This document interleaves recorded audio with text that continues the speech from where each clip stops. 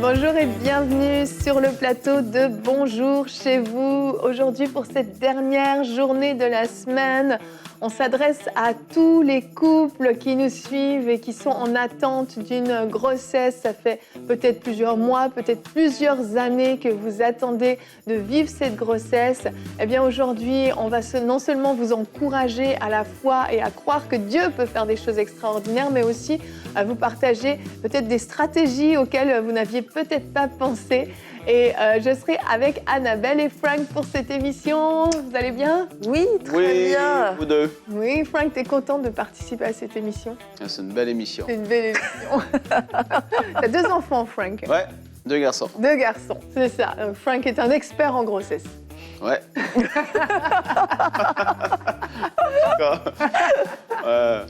En tout cas. En tout cas. Aujourd'hui, on aura également un C'est mon histoire. Eh bien, c'est un C'est mon histoire de Jean qui était avec nous ces derniers jours. Jean, avec son épouse, ont vécu cette attente que vous traversez peut-être et vous allez voir que le Saint-Esprit donne de très bonnes stratégies parfois, des stratégies qui peuvent même être surprenantes. Il nous partage tout ça dans la rubrique C'est mon histoire tout à l'heure. Mais pour l'instant, on commence avec toi, Annabelle, dans la pensée du jour.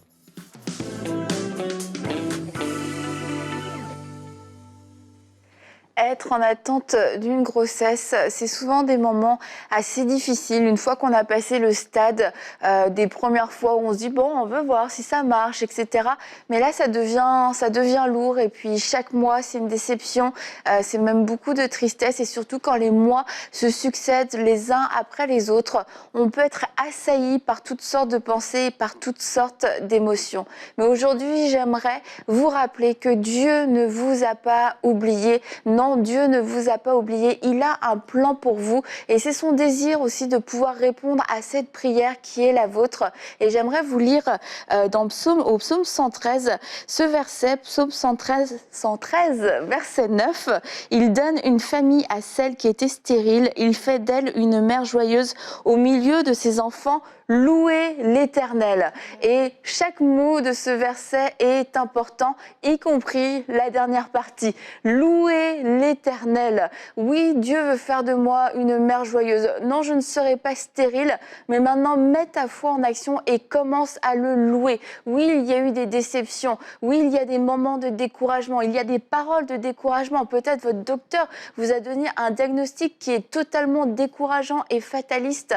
Mais aujourd'hui, je vous encourage ensemble, en couple, à louer l'Éternel, à vous rappeler qui est ce Dieu qui donne la vie à des enfants qui ne naissent pas de la volonté d'un homme et d'une femme, mais qui naissent de sa volonté à lui. Lui qui est le Dieu de la vie, lui qui est capable de ressusciter les morts, il est capable de ressusciter dans votre corps tout ce qui ne pouvait pas porter la vie jusqu'ici. Il est ce Dieu vivant. Et aujourd'hui, alors que vous êtes en train de louer l'Éternel, ça va vous faire du bien, ça va vous relever vous-même depuis tous ces mois, ces années où vous commenciez à être abattu et ce manque de joie, cette tristesse commençait même à se répandre dans tous les domaines de votre vie. Alors aujourd'hui, oui, vous êtes dans l'attente d'une grossesse, mais Dieu est Dieu et Dieu est bon, Dieu est fidèle et je crois que c'est le jour de se rappeler de qui est Dieu et de passer ce moment avec lui pour le louer de tout votre cœur, peut-être comme vous ne l'avez pas fait depuis longtemps. Et oui, vous avez fait beaucoup de prières pour cet enfant, pour cette grossesse. Et il n'y a pas de souci à prier. C'est très bien de prier et de demander à Dieu ce dont nous avons besoin, les choses que notre cœur désire. Mais c'est aussi important de pouvoir le louer parce que ça va faire naître en nous la foi, ça va faire naître en nous la joie, ça va nous garder ou nous ramener dans une position de paix. Alors ne passez pas à côté de cette bénédiction. Priez pour votre grossesse, mais n'oubliez pas, louez Dieu. Louez-le chaque jour de votre vie car il est bon et nous avons besoin de nous en rappeler. Nous avons besoin de le rappeler à notre âme, particulièrement lorsque nous vivons ces longues attentes et une attente concernant une grossesse qui peut être difficile pour les émotions. Louons Dieu, il est bon, il est fidèle et il va agir. Amen, il est fidèle, amen, vraiment. Et quand on parle d'attente, On a toujours cette notion, je sais pas, c'est comme on attend le bus, on attend le train, c'est comme si on peut rien faire, une attente un peu passive où on attend. Mais en fait, il y a une attente active à avoir dans la foi. Et c'est vraiment cette différence que j'avais vraiment à cœur de pouvoir faire aujourd'hui, c'est qu'il y a une attente passive où on dit Dieu va faire un jour, on croit que ça va arriver, mais on est juste en train d'attendre. Et il y a une attente active dans la foi qui va chercher la promesse, qui va passer à l'action, qui va vraiment aller avec la main de la foi, le bras de la foi, arracher ses promesses. Et parfois, il y a un combat spirituel qui peut jouer. Parfois, on a besoin de recevoir une parole, une vraie parole du Saint-Esprit sur laquelle on va s'accrocher notre foi, on va bâtir notre foi. Il y a différentes stratégies, différentes façons dont Dieu va pouvoir passer pour pouvoir nous faire jaillir cette foi nécessaire qui va aller chercher cette promesse. Et c'est ce qu'a fait Anne, la maman de Samuel. On sait que Anne, elle était dans cette longue attente, elle a attendu tellement longtemps, elle soupirait et elle a même fait un deal avec Dieu à un moment donné. Et ce deal avec Dieu a changé la donne et elle est tombée enceinte juste après ça parce que Dieu avait un plan particulier pour Samuel. Je vous laisse regarder avec moi notre verset du jour qui est justement dans 1 Samuel 1 au verset 27. Et Anne a dit « C'était pour cet enfant que je priais et l'Éternel a exaucé la prière que je lui adressais. » Anne a pu faire cette conclusion. Elle a su que quand elle a fait cette prière à Dieu, elle a parlé de cet enfant, c'était cet enfant-là qu'elle avait aujourd'hui et elle a tenu cet engagement aussi qu'elle avait pris envers Dieu. Elle dit un peu plus loin qu'elle va prêter Samuel pour toute sa vie en fait à l'Éternel. C'était l'engagement qu'elle avait pris envers Dieu. Et Anne a fait cette prière de foi où elle est passée à l'action, puis elle a dit « Je vais aller arracher mon miracle, je vais aller récupérer ce que Dieu a prévu pour moi. » Tu parlais d'attendre l'autobus. Oui. Et il y a quelques temps, eh bien, j'attendais un bus. Et oui, ça m'arrive rarement d'attendre le bus. Mais j'attendais un bus et il passait pas, il passait vraiment pas, ça faisait longtemps. Mais des bus passaient et ne s'arrêtaient pas devant l'arrêt de bus. Et puis j'ai regardé un peu plus loin, vraiment à quelques mètres, il y avait un arrêt de bus où il y avait des gens qui montaient régulièrement dans un bus. Et là, en fait, je me suis dit, bon, je suis dans un arrêt de bus, c'est vrai, il y a normalement un bus qui devrait s'arrêter, mais pour une raison que j'ignore, le bus ne s'arrête pas. Mais là, j'ai juste quelques pas à faire et je vois que ces gens-là montent dans le bus. Donc, je ne sais pas pourquoi je suis restée à attendre aussi longtemps, mais quelquefois, on est dans notre vie, on a un endroit, et puis on est tellement persuadé qu'on doit être là, on se remet pas en question, ça fonctionne pas, il y a rien. Puis tu regardes à droite, à gauche, ça fonctionne. Je me suis dit, Annabelle, juste déplace-toi. T'es au mauvais arrêt de bus, oui, en fait. Franchement, je sais même pas pourquoi les bus s'arrêtaient pas. Ça se trouve, c'était un vieil arrêt de bus, et puis maintenant, tout le monde savait que c'était à l'autre arrêt qu'il fallait aller. Je suis allée à l'autre arrêt, finalement, et puis j'ai pu monter dans mon bus, et j'ai pu partir. Et je crois que quelquefois, quand on est dans des longues attentes, y compris des attentes de grossesse, on est très passif, on peut être très passif où on reste exactement au même endroit à faire les mêmes choses tant au niveau spirituel que dans le naturel. Et puis le bus passe, mais c'est comme on n'arrive pas à y monter et c'est peut-être le temps de demander au Saint-Esprit, est-ce que je suis au bon endroit? Est-ce que je fais la bonne chose au bon moment? Est-ce qu'il n'y a pas quelque chose qui peut changer? Est-ce qu'il n'y a pas une autre stratégie? Et de pas non plus... c'est spirituel, mais de pas tout spiritualiser dans le sens au nom de Jésus, je veux avoir un enfant, parce que s'il y a des ajustements à faire dans ma vie, de changer d'arrêt de bus, ça veut pas dire changer de mari, c'est pas ça du tout que je dis, c'est juste de changer certaines choses dans notre vie, une alimentation, une habitude de vie, peut-être c'est d'aller faire un check-up chez le médecin parce qu'il y a juste un petit ajustement à faire, pourquoi ne pas le faire en fait? Exact. Ouais, il y a aussi le fait que quand on est dans cette attente-là d'un enfant et que, voilà, ça prend plus de temps parce qu'il y en a même qui ont eu un enfant et c'est allé très vite. Oui. Et un deuxième, c'est compliqué. Effectivement. Et en fait, je veux vraiment exhorter chacun de vous à ne pas voir l'autre dans le couple comme une espèce d'ennemi ou de c'est sa faute. Parce que dans une telle situation, on peut se poser toutes sortes de questions, venir que ça doit être de ta faute. Moi, pourtant, la première fois, pas... Et là, on entre dans une mentalité où est-ce qu'on n'est plus une équipe avec un même but, mais on est frustré, En fait, même je pourrais dire comme quasiment toutes nos journées et toute la vie tourne autour de cet échec-là. Ça. Et on devient aveuglé et on devient accablé par le manque de grossesse qu'on pourrait vivre, alors que, et c'est pas une parole dure du tout que je dis, il y a quand même la vie qui continue. Peut-être que, comme j'ai dit, vous avez déjà un enfant, et puis ça fait peut-être 1 an et demi, et l'atmosphère dans la maison est rendue désagréable, et même cet enfant-là en subit les conséquences.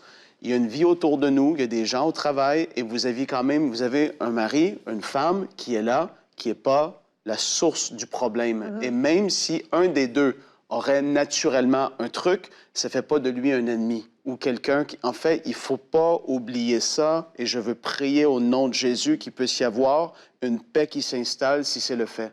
Oui. Si c'est la situation que vous traversez. Soyez ensemble, soyez unis, mettez-vous d'accord, mettez-vous dans la foi, et à un moment donné, la percée a lieu. Comme on le dit, nous, on encourage toujours à la foi. On veut croire avec vous, on veut vous encourager à ça. Mais c'est pas parce que ça n'arrive pas qu'on doit avoir une vie pourrie, même si c'est compliqué, même si c'est difficile. Je ne veux pas être dur là-dedans, mais voilà un peu l'exhortation que j'avais sur le cœur pour aujourd'hui. C'est important parce que c'est des épreuves pour les couples. Ouais. Ça divise beaucoup. Vous savez que c'est un sujet, moi, qui me touche personnellement, puisque j'ai obtenu la percée 2 fois, parce que j'avais un diagnostic d'infertilité qui avait été posé sur moi.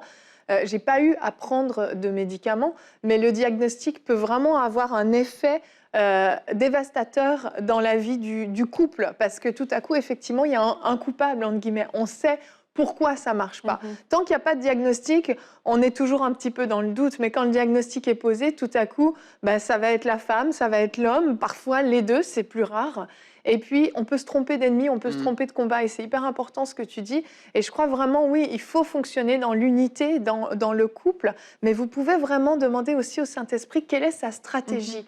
Et comme Annabelle l'a dit, il y a des choses naturelles parfois que vous pouvez poser dans votre vie et des choses surprenantes.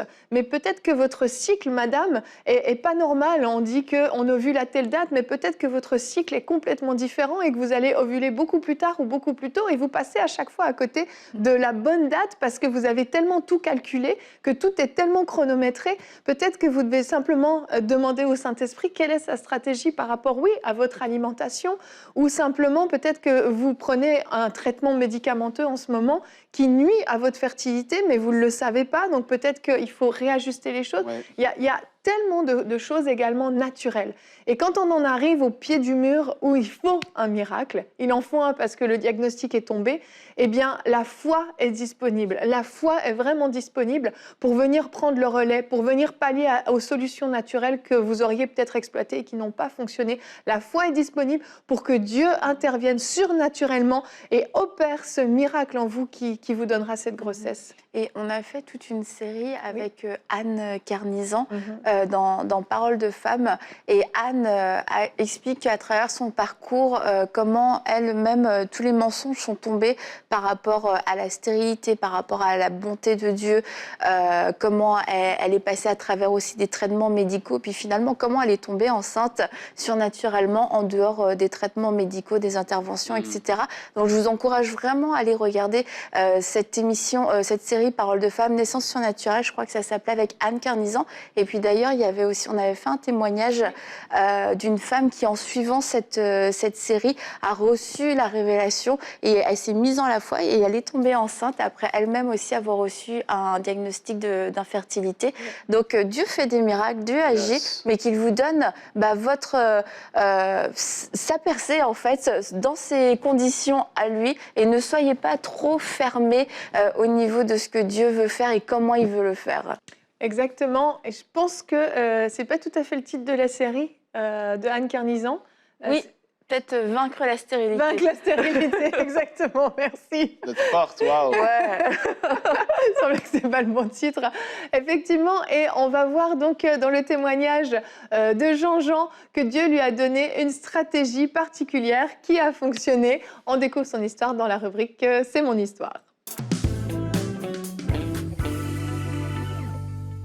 On se retrouve pour notre rubrique C'est mon histoire. Aujourd'hui, j'ai le plaisir et le privilège d'avoir avec moi Jean-Jean. Hello Jean, ça va? Bonjour, c'est Evelyne. Ça va bien? Très bien, toi? Oui, ça va très bien, merci. Merci d'être là sur ce fauteuil de C'est mon histoire. Plaisir.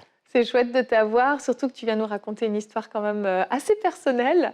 Tu vas nous raconter l'histoire de votre bébé miracle à ton épouse et à toi. Oui, Comment vous avez vécu ce temps d'attente et finalement cette grossesse qui tant attendue qui finit par arriver. Vous vous êtes mariés en 2011 oui, et vous avez projeté d'avoir des enfants tout de suite. Il n'y a pas eu forcément de temps d'attente. Vous vous laissiez le temps, mais le désir était de fonder une famille rapidement. exact. On était quand même âgés. Donc, je me suis marié dans ma trentaine. Donc, c'est sûr qu'on se disait, bon, on va pas attendre trop longtemps. Et puis, Mhm. aussitôt que ça arrive, on est prêt à accueillir ce bébé. Et puis, bon, ça a été plus long qu'on avait pensé. Et puis, on a tranquillement, on n'a pas trop, on n'était pas trop stressé par rapport à tout ça, mais on se disait, ben, on va commencer à regarder. Je sais que ma femme avait des fibromes, même avant qu'on se marie, on avait remarqué Mhm. qu'il y avait une présence de fibromes, et puis on s'est dit, bon, on va vérifier avec le médecin. Ma femme a commencé un processus simplement pour s'assurer que sa santé soit OK, puis Mhm. tranquillement, à l'intérieur du mariage, on a vu que les fibromes commençaient à grossir. OK. Et dès lors, ben, le processus, tout ce qui a rapport avec les fibromes, c'est un processus aussi de fertilité. Ouais, c'est lié. Donc, ma femme a commencé son processus avec son médecin. Et puis, tranquillement, ils ont vu vraiment qu'il y avait plusieurs fibromes, des gros, des petits. Et ils ont pris une décision de, ben, il va falloir peut-être se faire opérer pour ça. OK. C'est sûr que à l'intérieur de la première année, on n'a pas trop stressé par rapport à ça parce que c'était quand même respectable, c'était pas trop gros. Mhm. Mais rapidement, on s'est dit, ben, peut-être que ça peut être une problématique. Et puis le médecin a comme confirmé que les fibromes peuvent être une problématique, pas nécessairement pour avoir des enfants, parce qu'il y a des femmes qui ont des fibromes, qui ont quand même des enfants. Mais pour la croissance du bébé, si les fibromes sont trop gros, ça peut être problématique. Et donc, elle a dû commencer un processus de fertilité. D'accord. Et Elle s'est fait donc opérer, c'est ça? elle s'est fait opérer après Mhm. après peut-être un an peut-être. Mhm.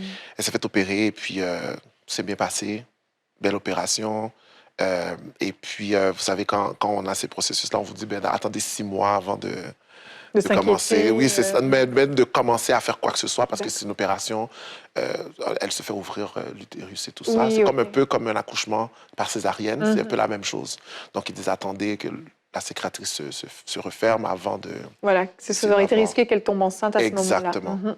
Et puis, c'est ça. Puis 6 mois après, en effet, ma femme, finalement, tombe enceinte. Mhm. Waouh, quelle joie, on est vraiment heureux. Mhm. Et on continue le ministère. Moi, j'avais commencé à faire du ministère. Et puis, tranquillement, quelques semaines après, peut-être 5 semaines après qu'elle réalise qu'elle est enceinte, ben, elle a une perte.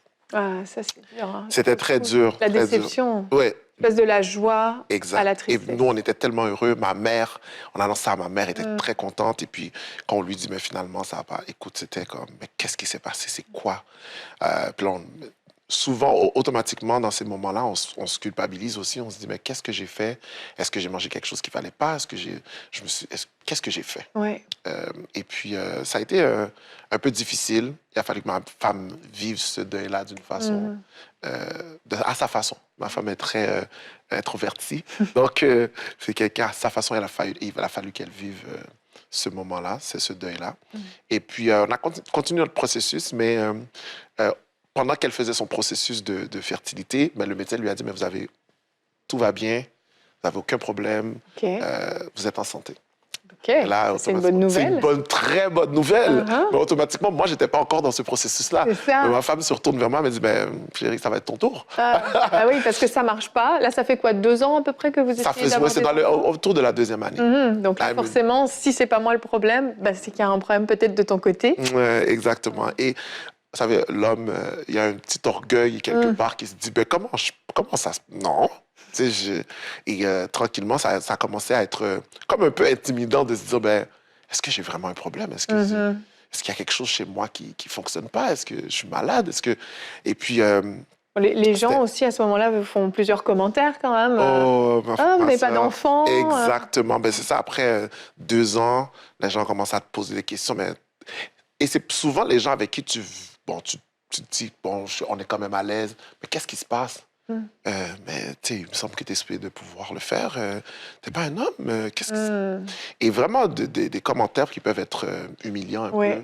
Et pour moi, c'était comme humiliant, mais en même temps, c'était des défis de me dire, non, non, vous savez pas quel Dieu que je sers. C'était vraiment ça qui était dans ma pensée.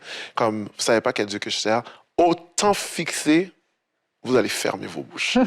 C'était comme un peu comme... Un peu un challenge Ouais, aussi, hein. ouais, parce que j'étais... mon histoire était un peu rocambolesque, la façon que ma femme est arrivée dans ma vie et tout ça. Donc, c'est vraiment un défi de vivre une vie où est-ce que Dieu, la même façon que je proclame que je suis un homme béni, puis que Dieu me bénit, que je suis appelé au ministère et tout ça, il fallait que Dieu se montre dans ma vie, dans toutes les facettes. Je ne compte que sur Dieu. Donc, il fallait que Dieu se manifeste. Et je me rappelle, à un certain moment, dans le temps, où est-ce que ma femme me dit, ben, c'est à ton tour. Vas-y, Jean. Et puis là, je dis, moi, madame, je n'ai absolument rien. Je la confrontais en disant, moi, j'ai rien, et quand Dieu va vouloir. Puis je me tenais un petit peu sur ce... C'était une forme d'orgueil, puis en même temps, c'était une forme de foi que j'avais, que je dis, Dieu va le faire. On n'a pas besoin de s'affoler. Il y a des gens qui ont attendu 15 ans. Nous, on peut attendre un petit peu. Ma femme, c'est une femme, quand elle a quelque chose en tête, on y va, on va dans cette direction-là. Dans ce domaine-là, les femmes, en général, on n'est pas très patientes. Hein. Je ne veux pas dire ça là. Mais... dans ce domaine, Ouais, non, mais c'est ça, en fait. Et puis, mais je la comprenais aussi, parce que moi aussi, j'avais cette soif d'avoir un bébé. Et puis, je me rappelle, j'avais été invité, je fais du ministère, puis je me posais des questions et tout ça. Puis, je me rappelle, j'avais reçu un verset, une journée comme ça, quelqu'un qui m'écrit et m'envoie un verset, « Les fils sont une récompense de l'Éternel.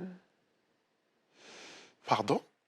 OK, mais là, je fais partie des hommes de Dieu, des hommes que j'ai dédié ma vie, complètement offert ma vie à Dieu. Je veux voir le miracle de Dieu dans ma vie. Cette récompense, elle est pour moi aussi. Cette récompense, elle est pour moi aussi. Je me suis réclamé cette récompense-là. J'ai dit non, ça se peut pas. Je ne peux pas recevoir de versets et puis ça ne s'applique pas dans ma vie. Si c'est dans la parole, ça doit s'appliquer pour moi. Amen. Et puis, je me rappelle, j'avais été invité à un temps de louange.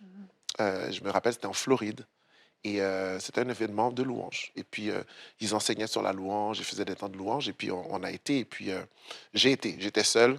Et puis, on a passé un temps d'adoration super merveilleux. Je dirigeais un temps durant ce culte-là. Mais à un temps précis, il y a un prédicateur qui est venu, qui a partagé une parole. Et il parlait sur l'histoire d'Anne. d'Anne et Elkanah. Anne qui semblait infertile, qui ne pouvait pas avoir d'enfant et tout. Et puis, il partage sur l'histoire et à un moment donné, il dit, lorsque un instant prophétique rencontre une adoration ou lorsque l'adoration rencontre un instant prophétique, le silence de Dieu est brisé. Quand il y a des paroles de prédication et tout ça qu'on entend des fois qui peuvent nous rendre complètement confus. Et là, tout le monde, il y a une euphorie dans la salle, mais moi, je suis comme, mais ça veut dire quoi? Qu'est-ce que ça veut dire? Et il continue à expliquer, et puis il explique, il dit, on va passer un temps d'adoration, vous allez oublier tout ce qui est autour de vous, mais vous allez adorer Dieu avec un but bien précis. Et là, il part un chant.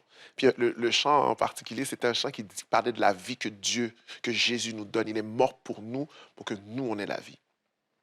Et là, il commence à s'exprimer et il commence le chant de louange. Et là, moi, je suis un invité.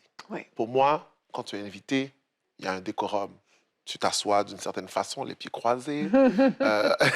On se respecte et tout ça. Tu te lèves quand on t'appelle et tout ça. Donc, mais à ce moment-là, la louange commence et là, je perds mes repères. Je ne sais pas comment je pourrais expliquer ça, mais je commence à m'exprimer de façon... C'est comme si j'étais tout seul devant Dieu, à dire, Seigneur, là, je t'adore parce que je sais que tu es Dieu. Il n'y a rien qui est impossible devant toi. Et je commence à adorer, mais avec... Souvent, je dis dans les chants, à plein gosier. J'oubliais vraiment tout, je pleurais. Mais j'avais dans cette pensée, Seigneur, tu vas agir dans cette situation-là en particulier. Je veux voir ton miracle. Et c'était comme pour moi, Seigneur, viens me prouver ta force, ta puissance et ton autorité. Et après ce temps de louange-là, je ne sais pas pourquoi, je me suis levé de cette place-là, je me suis déplacé, je suis rentré à la maison avec une autorité, avec une confiance, avec une foi. Je suis rentré à la maison, j'ai dit à ma femme, on va se préparer. c'est fait. Wow. Et puis, je me rappelle, je rentre à la maison, puis ma femme me dit « Ah ouais, t'es sûr? » Je dis « Absolument. » Et puis, je me prépare et tout ça, on se prépare, on fait ce qu'on a à faire. Et je me rappelle qu'après 3 jours, j'étais comme « OK, j'avais dit 1 semaine, mais là, bon. » C'est ça, parce que tu es revenu avec comme une stratégie, en Oui, fait, vraiment divine. Ouais. C'était, voilà, on va avoir des temps d'intimité tous les soirs pendant une semaine.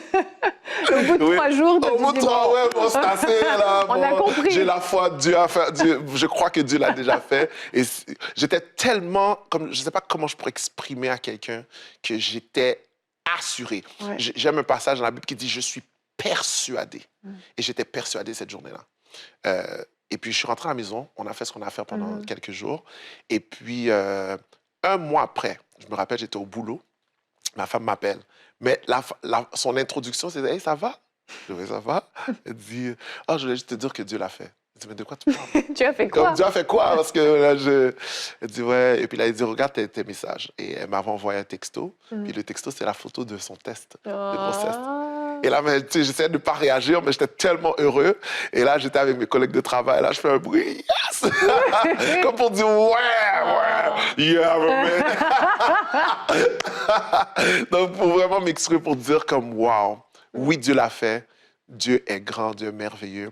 Et malgré qu'on a attendu, on était dans l'attente pendant 3 ans, mais Dieu, dans un moment bien précis, avec une stratégie bien précise, Dieu l'a fait. Je n'avais pas besoin de m'affoler. Mais dans l'attente, dans la louange, dans l'adoration, Dieu s'est juste manifesté tout simplement. Et puis, il l'a fait dans le temps convenable.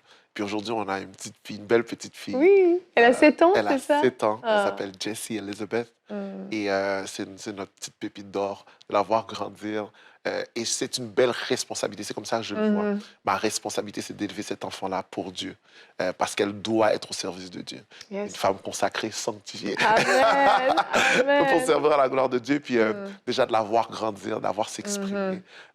C'est vraiment un beau cadeau. Ouais, c'est merveilleux. Merci Jean, parce que habituellement, ce sont les femmes qui viennent témoigner de ce genre de choses. Et j'ai aimé avoir un point de vue d'homme. Une fois, c'est un regard d'homme sur cette situation.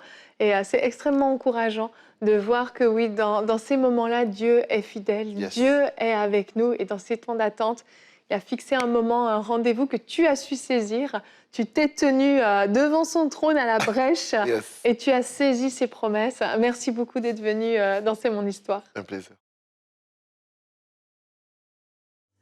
Un témoignage qui, j'espère, vous encourage, vous donne de l'espoir. Vous voyez, Dieu vraiment peut passer de tellement de manières différentes. Et j'aimerais terminer avec un tout petit point.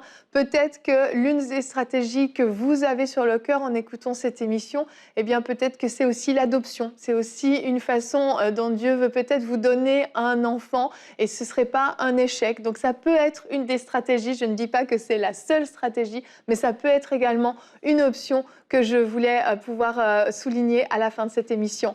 Merci à tous d'avoir été avec nous. On croit avec vous, on s'attend avec vous que cette attente termine, que le bus finisse par passer et que vous puissiez monter à l'intérieur de ce bus. On se retrouve la semaine prochaine. Merci d'avoir été avec nous. Soyez bénis.